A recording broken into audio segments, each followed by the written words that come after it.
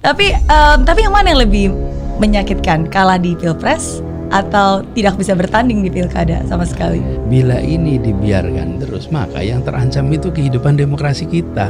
Iya, iya, Dan kalau demokrasi kita yang rugi siapa? Yang rugi rakyat. betul, Yang rugi rakyat. betul. Dan itu tidak boleh dibiarkan. Iya. Saya ini catatan.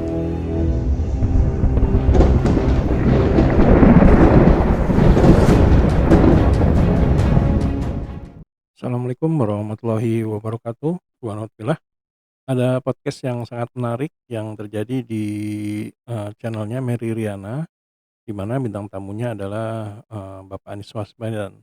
Nah, di sini ada pertanyaan yang tentu saja dipertanyakan di banyak kepala semua orang ya, mengenai bagaimana dampak kekecewaan dari Anies Baswedan mengenai gagalnya dia pada saat mengikuti kompetisi di pilpres dan pada saat gagal dia maju untuk menjadi calon gubernur. Nah, di antara kedua hal tersebut, mana yang paling menyakitkan dan mengecewakan untuk seorang Anies Baswedan? Nah, bagaimana jawabannya? Mari kita simak videonya berikut ini. Tapi yang mana yang lebih menyakitkan, kalah di pilpres atau tidak bisa bertanding di pilkada sama sekali? Kalau buat saya tidak ada soal sakit dan tidak. Karena ini adalah satu proses yang kita semua tahu, bahwa di ujung akan ada yang ditetapkan sebagai terpilih dan tidak terpilih pasti. Jadi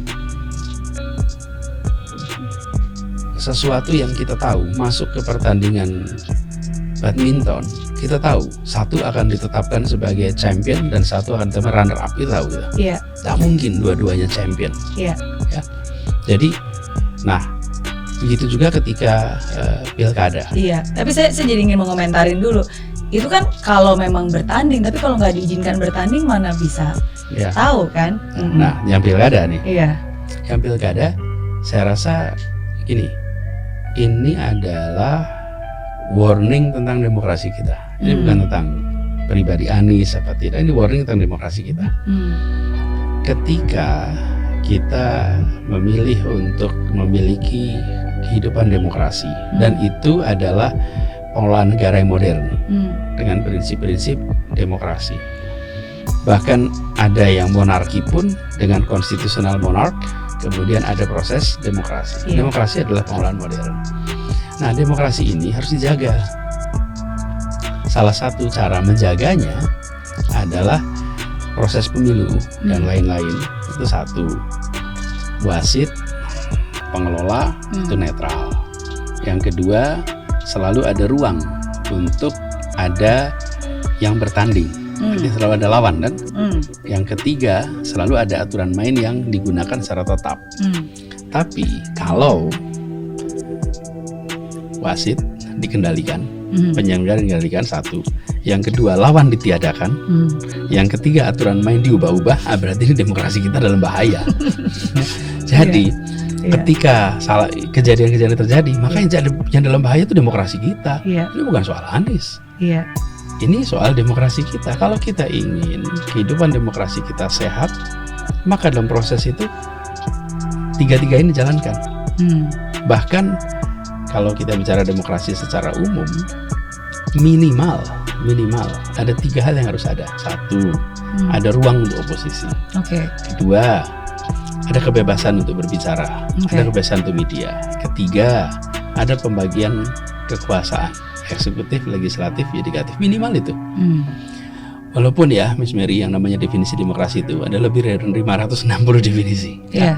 Tapi minimal ini. Jadi ketika tadi dibilang ada yang ditahan untuk tidak bisa ikut proses, bukan hanya di Jakarta, di banyak tempat terjadi. Ini artinya kita harus mengkoreksi. Bila ini dibiarkan terus, maka yang terancam itu kehidupan demokrasi kita. Dan kalau demokrasi kita yang rugi siapa? Yang rugi rakyat. Betul. Yang rugi rakyat. Dan itu tidak boleh dibiarkan. Saya ini catatan. Ya, itulah tadi jawaban dari Anies Baswedan mengenai pertanyaan lebih sakit mana, kalah di pilpres atau tidak masuk tidak bisa maju di pilkada DKI. Nah, jawabannya sudah kita dengar tadi ya. Nah, jadi di sini bisa dikatakan, kami bisa menangkap bahwa Anies Baswedan ini seolah-olah ingin mengatakan bahwa selama demokrasi kita masih seperti ini, maka siapapun yang menurut, oligarki itu berlawan dengan dia, maka pasti akan diusahakan semaksimal mungkin untuk tidak bisa bertanding. Karena memang seluruh, semua yang diperlukan untuk bisa mencalonkan itu telah dipegang dan diatur. Nah, hal ini bisa terlihat dari gambaran yang terjadi, beberapa waktu yang lalu, di mana ada bermasalah dengan MK, bermasalah dengan MA, bermasalah dengan bansos dan sebagainya.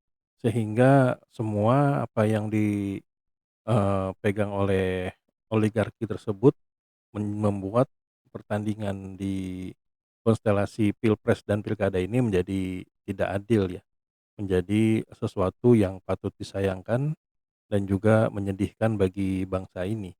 Karena bisa dikatakan hal tersebutlah yang membuat demokrasi, di negara kita ini menjadi hancur dan tidak sesuai dengan apa yang diharapkan.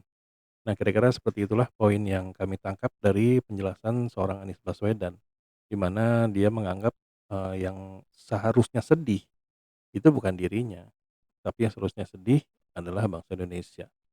Nah, bagaimana dengan, statement teman-teman semua di sini yang menonton video ini?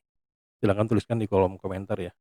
Nah, jadi sampai di sini dulu Eden Project, memang kami ada salah kata kami mohon maaf. Wabillahi taufiq wal hidayah. Assalamualaikum warahmatullahi wabarakatuh.